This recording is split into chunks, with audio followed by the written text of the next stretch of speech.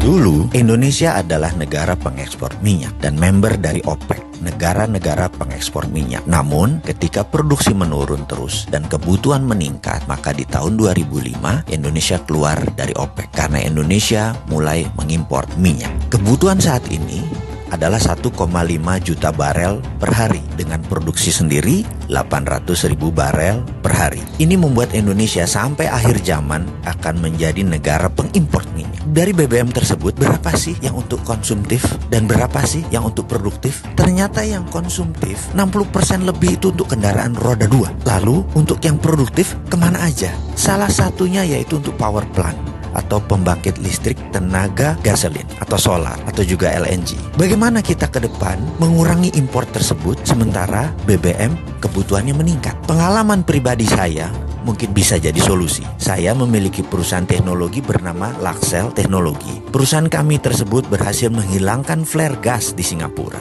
Kami memiliki surat resmi dari pemerintah Singapura, dari Shell, dan dari Mobil Oil atas suksesnya menghilangkan 5 flare gas dan menjadi zero flaring. Dengan teknologi ini, bagaimana kalau kita membuat dua hal dengan satu tenaga? Kita menjadi negara pertama di dunia yang berhasil menghilangkan gas suar bakar atau flare gas, dan kedua adalah kita menjadi negara yang mendukung lingkungan hidup, yaitu fight global warming. Kita tahu bahwa saat ini ada lebih dari 700 mm SCFD. Flare gas dibakar setiap harinya di 8 provinsi di Indonesia. Terbesar di wilayah Sumatera dan di Blok Cepu. Sekali lagi, flare tersebut dibuang percuma. Kalau dinilai dengan uang, maka nilai 700 mm FCFD itu adalah 5 triliun rupiah per tahun yang kita buang. Kedepan mengapa kita tidak memanfaatkan sampah ini? Flare gas tadi jugalah yang membuat Indonesia dalam statistik global warming lingkungan hidup dunia memberikan kontribusi penyebab panas bumi lebih dari 5%. Saya jamin dalam 5 tahun kalau diberi izin sebagai agregator flare gas tersebut, Indonesia akan menjadi negara pertama di dunia sebagai zero flaring country. Hasil dari flare gas tersebut berupa LNG.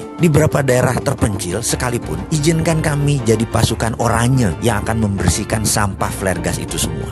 LNG-nya bisa masuk PLN. Energinya PLN kan masih kurang. LNG tersebut bisa PLN beli dengan harga murah dan distribusikan ke pembangkit listrik tenaga gas atau pembangkit listrik berbasis gasolin, biasanya juga dual combustion, bisa pakai gas, bisa pakai BBM. Ditambah lagi ada 18 power plant di Indonesia Timur yang pakai BBM yang bisa diganti gas. Untuk ini ada kelebihan yang lainnya. Pada saat regas gas LNG tadi, ada dingin terbuang kira-kira minus 170 derajat Celcius yang bisa kita tangkap untuk dibuat cold storage untuk ikan. Cold storage tadi untuk meningkatkan hasil nelayan di mana energinya gratis. Tentunya cold storage tadi disiapkan oleh pemerintah. Hal itu semua akan mengurangi import gas 5 triliun per tahun. Juga PLN mendapatkan LNG. Apa syaratnya untuk itu semua? Cuma 2, yaitu PLN menerbitkan GSA, Gas Sales Agreement, dan negara kasih izin flare gas agregator. Semoga ide ini bermanfaat.